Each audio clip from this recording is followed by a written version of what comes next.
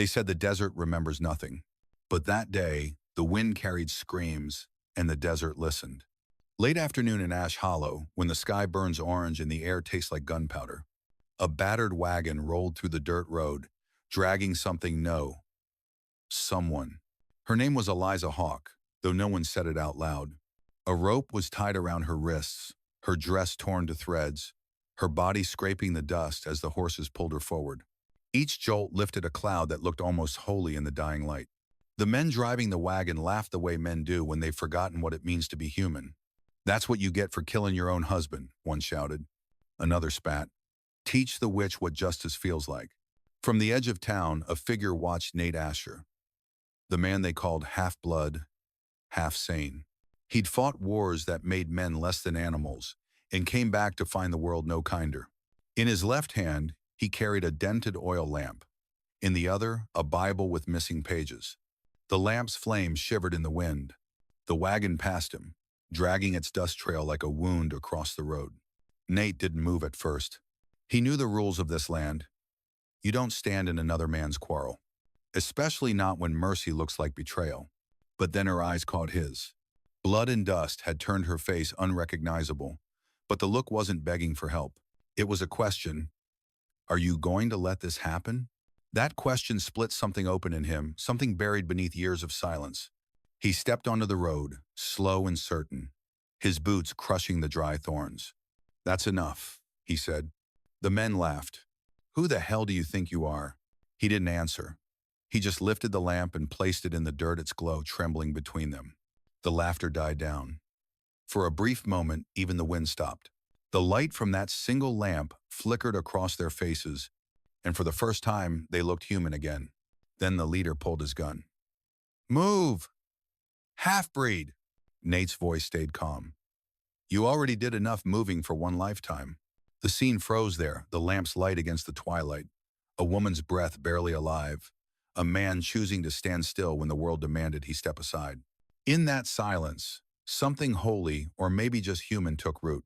And long after the horses stopped running, folks in Ash Hollow would still whisper, "There was a man who stood in the ashes and lit a lamp." The next morning, the desert wore silence like a wound. The kind of quiet that follows after people have done something they'll pretend to forget. Ash Hollow wasn't much of a town, 21 buildings, a saloon with crooked windows, a church that hadn't rung its bells since the cholera years, and a sheriff who never looked you in the eye. The folks here live by 3 rules. Don't ask too much, don't help too much, and never stand too close to trouble. That's why they kept their distance from Eliza Hawk. 2 weeks before the dragging, her husband, Sheriff Thomas Hawk, was found shot dead by the river. His pistol missing, his boots gone. They said Eliza did it for money or for another man, depending on who was drunk enough to tell the story. The truth was quieter. Thomas beat her until her ribs cracked like dry twigs.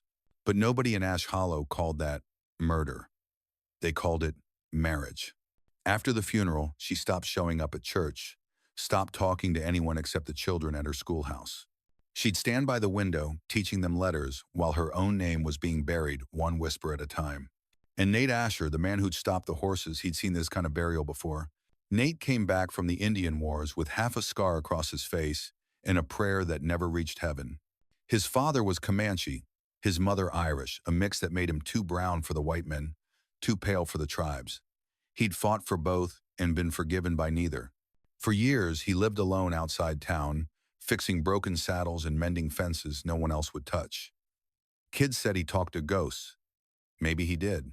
He wrote in a notebook every night by the light of an old oil lamp, the same lamp he set down in the road yesterday.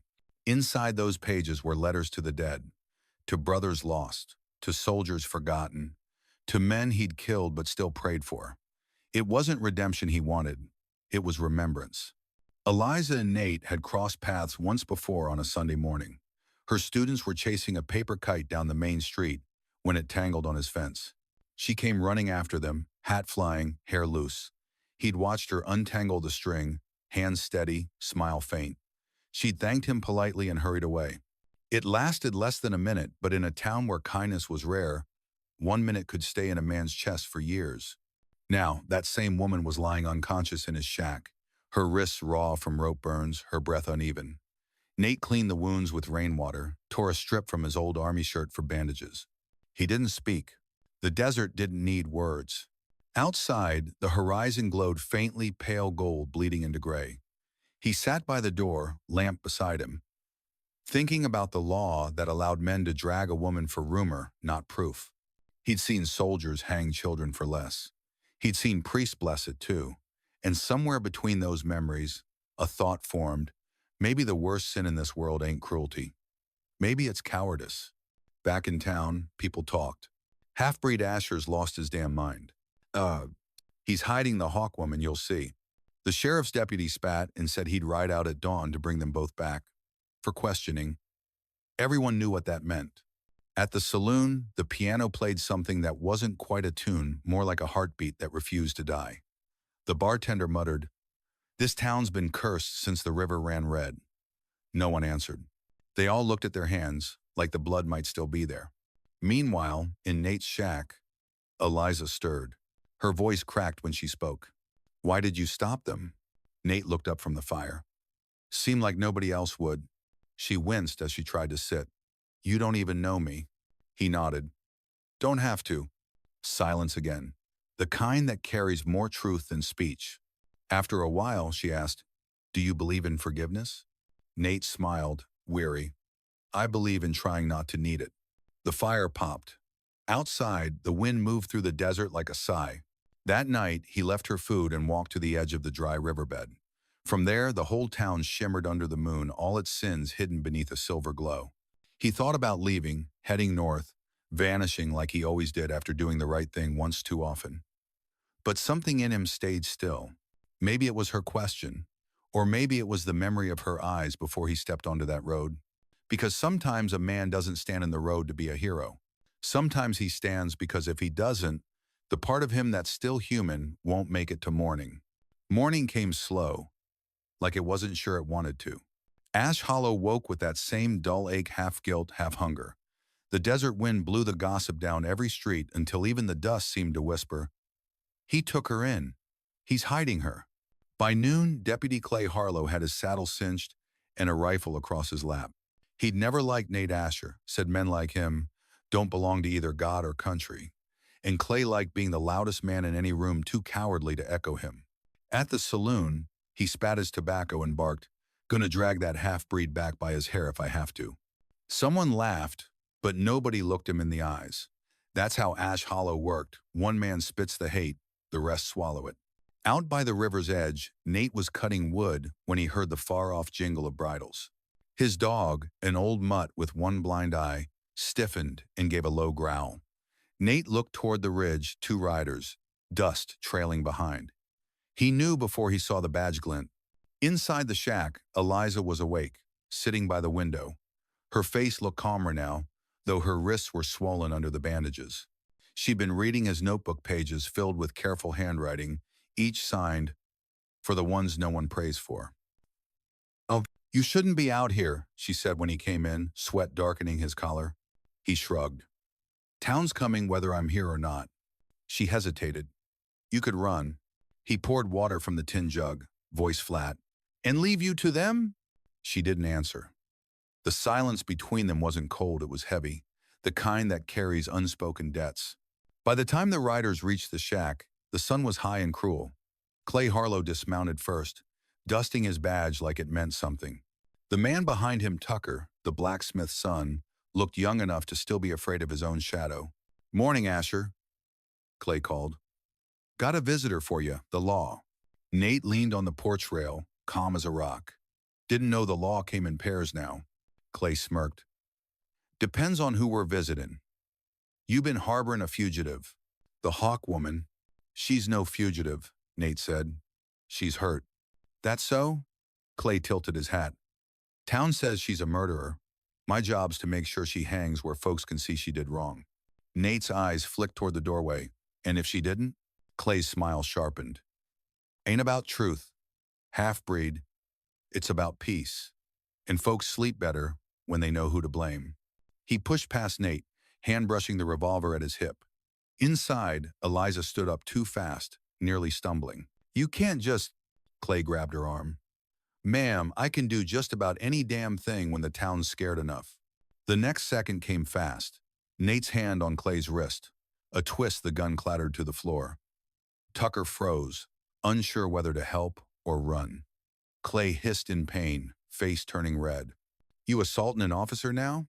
Nate said quietly, you ain't an officer today. You're a mob in a uniform.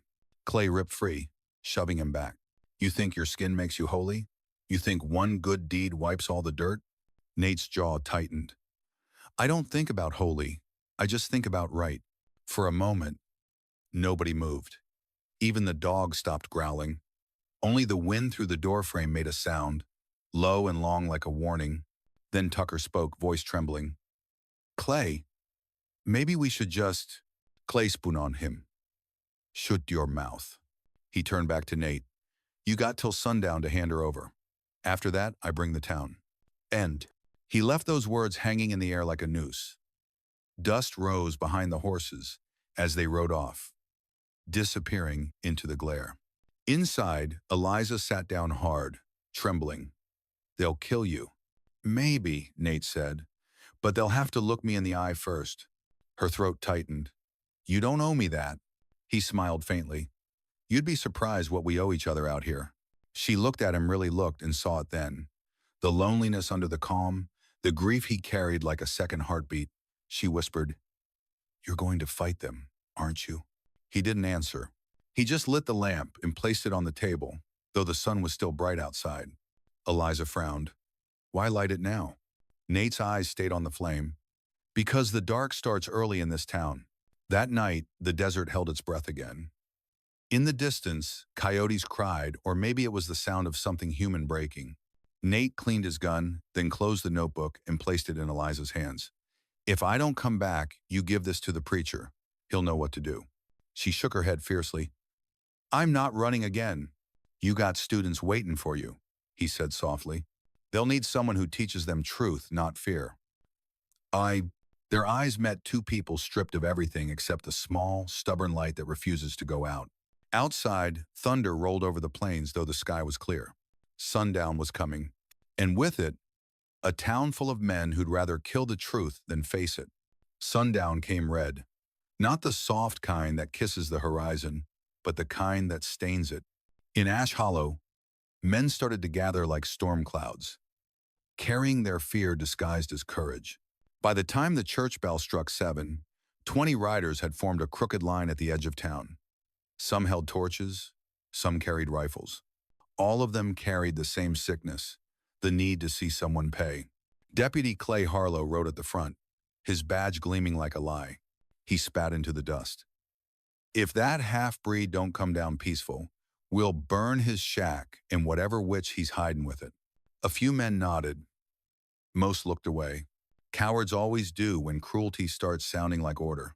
Out at the shack, Nate stood on the porch, the oil lamp burning beside him, though night had already taken the sky. Eliza was inside, packing nothing because what do you take when your name's already been stolen? Nate, she said quietly, you could still ride. Head north, follow the river. They'll lose you in 2 days. He didn't look back. They wouldn't lose you. They'd find you again. And next time, there won't be a lamp left to stand beside. She walked out, barefoot in the cold dust. You think this is your fault? I think, he said, that if a man doesn't stand for one soul, he'll never stand for his own. The words hung in the air like a prayer and a curse all at once. The sound reached them first, the low hum of hooves, torches flickering across the dark plain. Eliza's breath hitched. They're coming. Nate took one last look at the lamp and said, Then let's meet them halfway. They walked down to the road together, her in torn calico, him in an old army coat with a single bullet hole stitched shut near the heart. The moon hung low, pale as bone. When the riders saw them, Clay shouted, Step aside, Asher. Hand her over and no one gets hurt. Nate's voice carried steady. Funny thing, Clay hurt's already been done. You just ain't looked close enough. Laughter rippled through the men, sharp and nervous. One shouted, He's protecting her because he wants her for himself. Nate didn't flinch. If I wanted anything for myself, I wouldn't be standing here. Clay dismounted, walking forward with a swagger that came from being surrounded by cowards. He stopped a few feet away, close enough for the torchlight to catch the tremor in his jaw. "You think you're saving her?" Nate's eyes didn't move. "No, I think I'm saving us." "From what?" "From the day we start enjoying cruelty and calling it justice." The men shifted uneasily. The words hit somewhere deep under the armor of their laughter. But Clay had no use for truth. He lifted his revolver. "I gave you till sundown." Nate nodded once. "And I gave you a chance to be decent." The gun fired. The sound cracked across the desert like the world itself splitting. Eliza screamed not from fear, but rage. When the smoke cleared, Nate was still standing, the bullet lodged in the wooden post behind him. He hadn't moved. Clay's hand trembled just enough for the crowd to see it. Nate stepped forward, slow, deliberate. He didn't raise his weapon. He didn't need to. "You see," he said, voice soft. "That's what fear looks like when it realizes it's wrong." Clay fired again, missed again. His breath came ragged, eyes wide. Nate stopped 3 feet away and whispered, "You can't shoot truth, Clay. It don't bleed." He struck Clay once open-handed, just enough to knock the gun loose. The deputy fell to his knees in the dust, torch rolling away, flame licking the ground. The crowd watched, unsure which side of the story they were in. Eliza ran forward, grabbed the torch, and stomped it out with her bare foot. "No more burning," she said through tears. That one act small, human cracked the mob's spell. The men looked at each other, faces pale, realizing how close they'd come to turning into something they couldn't bury. Then a voice from the back, "I saw her that night she was teaching kids, not killing no one." Another murmured, "The sheriff used to beat her." Everyone knew. Truth, once spoken, moved like fire through dry grass. Clay staggered up, blood at his lip. "You think they'll forgive you, Asher? They'll remember you stood against your own?" Nate stared at him. "Good. Maybe that's what'll keep him honest." He turned away, picked up the lamp, and handed it to Eliza. Her hands shook as she took it. The flame trembled between them, small, fragile, but alive. "You keep it," he said. "Every town needs one light that doesn't go out." She tried to speak, but couldn't. Instead, she pressed his notebook against his chest. "Then you keep this. Someone needs to keep writing." For the first time in years, Nate smiled. "Guess we both got work to do." Behind them, the men began to disperse. No order, no words. Just the sound of hooves fading into shame. Clay stood alone in the dust, his badge dull in the dying firelight. He looked smaller somehow, like a boy caught lying to his own reflection. Nate watched him go, then turned back toward the shack. Eliza followed, the lamp still burning bright in her hands. The night wind rose again, sweeping through Ash Hollow, carrying away the smoke but leaving the truth behind. And as they walked, she said softly, "You didn't kill him." Nate shook his head. "Didn't have to." "Why not?" He glanced at her, eyes steady. "'Cause that's how you let evil win when you start liking how it feels." The night after the standoff bled into dawn without color. Ash Hollow slept as if it had survived a storm no one wanted to admit happened. But Nate Asher didn't sleep. He sat outside his shack, the lamp guttering low, its light trembling against the wind. Eliza had fallen asleep inside, clutching his notebook to her chest. Every so often she'd stir not from nightmares, but from the weight of remembering. She'd spent years surviving silence. Now she had to survive the sound of her own truth. The desert looked the same as ever, gold by morning, gray by noon, and black by night, but something in it had shifted. Maybe it was quieter. Maybe it was just empty of lies. Nate rubbed his scarred hands together, feeling the ache of the day before. He could still hear Clay's voice echoing through the dark. "They'll remember you stood against your own." Maybe that was true. But Nate had learned long ago that people remember what makes them feel safe, not what makes them feel right. By midday, Eliza woke to find him still outside. "You haven't eaten," she said softly. He didn't answer. Instead, he nodded toward the horizon. "They'll come back. Not the same men, maybe, but someone always does." She stepped closer, squinting against the light. "Then we'll face them again." Nate shook his head. "You don't get it. They don't need a reason, just a target." Her voice cracked. "Then what was all that for? What did standing in that road mean if it just starts over?" He looked at her, eyes hollow and tender all at once. It meant that when the world went wrong, somebody didn't look away. Eliza swallowed hard, tears gathering in the corners of her eyes. That can't be enough. Maybe not, he said, but it's all we ever get enough for one day. That evening, the preacher came Old Man Reddick, riding a mule with a cross tied to the saddle.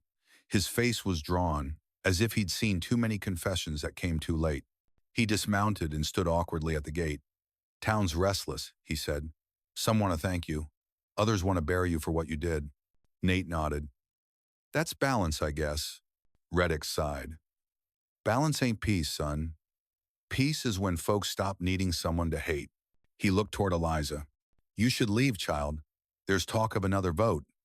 They'll make it look proper this time." Eliza clenched her fists. "Proper? Like hanging me in daylight instead of dragging me by moonlight?" Reddick flinched. "I didn't say it was right, just that it's coming." Nate's jaw tightened. "Then I'll ride her north. Nobody follows ghosts that far." Reddick hesitated. "You'll never be welcome again." Nate almost smiled. Was I ever? When the preacher left, the air grew colder. Eliza stood by the lamp, staring at the small flame as though it held an answer. "I don't want to run anymore," she said. "Every mile I run feels like I'm still tied to that rope." He didn't move closer, but his voice softened. "Then don't run. Walk your own road. Just don't stop walking." She looked at him, at the man who'd risk everything for a stranger. "And what about you, Nate?" He paused, eyes drifting to the horizon.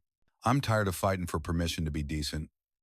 Maybe it's time to fight for quiet instead." Eliza blinked. "You mean to leave?" "Not far," he said. "Just somewhere the noise can't find me." That night, as wind carried ash across the plains, Nate packed his few things: the Bible with missing pages, the gun that hadn't killed, and the old oil lamp. Eliza watched him, silent tears tracing her cheek. "You think leaving makes it right?" she asked. He tied the strap of his bag. "No, but sometimes staying makes it worse." She reached into his coat pocket and slid the notebook inside. "Then take this. Keep writing, even if nobody listens." He met her gaze, two tired souls caught between guilt and grace. "And you?" "I'll go back to my students," she said. "Teach them that mercy's not weakness, that silence can kill." He nodded. "Then you'll do more good than I ever will." Before dawn, Nate saddled his horse. The desert was gray again, caught between night and morning, a kind of nowhere that suited him. Eliza stood by the door, the lamp burning between them. "You'll find peace?" she asked. He exhaled slowly. "Maybe not, but I'll find the place where it could have been." He turned the horse toward the open road. She called out, voice trembling, "What if I never see you again?" He didn't look back. "Then I did my job right." The wind caught the words, scattering them like seeds. Back in town, word spread fast that Nate Asher had gone. Some said he fled, others said the earth swallowed him whole. A few whispered that he rode out to warn another town, another woman. But in the weeks that followed, something strange happened. Men stopped bragging about violence. The saloon grew quiet after midnight, and for the first time in years, the church bell rang once, soft, like it wasn't sure it was allowed to. Eliza reopened the schoolhouse. Her students noticed she'd added a new lesson to the wall. Mercy is not for the weak, it's for the brave who've seen too much. When they asked where she'd heard it, she smiled faintly and said, "From a man who lit a lamp and refused to let it die." That night, she placed the lamp on the windowsill. The flame danced in the dark, small, stubborn, alive. Outside, the wind whispered across the sand like a voice half remembered. Weeks bled into months, and Ash Hollow began to wear its guilt like an old coat, still heavy, but familiar enough that no one bothered to take it off. The desert didn't forgive or forget. It just waited, patient as time. And in that stillness, something started to change. No one could say exactly when it began, but folks noticed it first in the way mornings felt different. The saloon opened later. The preacher stopped talking about sin and started talking about mercy. Even Clay Harlow, the deputy who once led the mob, stopped wearing his badge and started fixing the church steps that had been broken for years. He didn't call it penance. He just worked in silence, like a man trying to rebuild a sound he'd forgotten. Eliza Hawk's schoolhouse stood again at the edge of town. Fresh paint, bright windows, and a wooden cross above the door that wasn't about religion anymore. It was about memory. Every afternoon, when the sun dipped behind the ridge, she'd light the same oil lamp Nate had given her and set it by the window. Some said it was foolish, wasting oil when daylight still lingered. Others said it was dangerous, inviting ghosts to find their way back. But to the children, it was a story. "Miss Hawk lights it," they whispered, "so good men can find their way home." Far north, beyond the red canyons and the endless sage, Nate Asher rode alone. The road bent through valleys where bones of the old wars still lay half-buried, their edges worn smooth by time. Sometimes he'd stop, open his notebook, and write letters to the people he'd never see again. Not for forgiveness, just remembrance. "Dear Thomas Hawk," one page read, "you hit her because you could. I stopped them because I couldn't. Between us, I guess that's justice." "Dear Ash Hollow," another said, "I hope you learn mercy before the next storm." He left those pages in abandoned churches, folded under stones, pinned to fences where the wind could read them. A man doesn't need an audience to tell the truth. He just needs the truth to stop eating him alive. One morning, as the horizon blushed pale and new, Nate reached the river bend where the plains opened wide. The sound of water reminded him of something he hadn't heard in months. Laughter, faint and far. It came from a caravan passing south. Merchants, settlers, and a few tired soldiers heading toward the promise of land. Among them rode a boy no older than 12, holding a cracked Bible to his chest. When they stopped for water, the boy approached Nate's horse and said, "Mister, you going alone?" Nate nodded. The boy hesitated. "My pa says people alone got something heavy they ain't done carrying yet." Nate smiled, the kind that hurts. "Your pa's a wise man." The boy frowned. "He's dead." Nate paused, then reached into his saddlebag and handed him the notebook. "Then maybe he'll read this where he is now." And doe. The boy turned the worn pages and whispered, "You wrote all this?" "Just stories," Nate said. "Some true, some wishing they were." The boy nodded slowly. "I like stories." "Then keep it," Nate said. "When you find a place that feels clean, light a lamp and read 'em out loud. Maybe that'll make the dirt forgive us." The boy grinned. "Ain't no dirt forgiven, just people." Nate chuckled softly. "Then let's hope they learn how." Back in Ash Hollow, summer rain finally came. It fell hard, washing the streets clean of dust, the kind of rain that smells like iron in beginnings. Eliza stood on the porch, letting it soak her hair, her dress, her skin. Inside, the children huddled around the lamp, watching the flame tremble against the storm. "Miss Hawk," one asked, "do you think he's coming back?" Eliza smiled through the rain. "He never left, not really. Some people stay in the air after they're gone." That night, when the rain stopped, she found something at her doorstep, a small piece of driftwood carved with words in a rough hand. "To the woman who believed in daylight." She held it close, whispering to the night. "And to the man who taught me not to fear the dark." A month later, Clay Harlow knocked on her door. He stood there hat in hand, eyes sunk deep in regret. "I wanted to say," he trailed off. "You don't need to," she said. "Maybe not, but I got to." His voice cracked. "I saw what we became that night. I saw my own boy watching. He asked me if dragging a woman makes a man strong. I didn't have an answer." Eliza looked at him, quiet for a long moment. "Then you just found it." Clay nodded. "You think a town can come back from something like that?" She smiled faintly. "A town's just people, Clay. Same rules as them: own your shame, then do better." He looked at the lamp flickering on her table. "You still light that thing every night?" "Yes." He swallowed. "Then maybe we're not done yet." That evening, as dusk folded over the plains, Eliza opened her window and let the wind in. She could almost hear Nate's voice in it, rough and kind. "You can't teach mercy, Eliza. You can only show it." She whispered back, "Then I'll keep showing." And she did.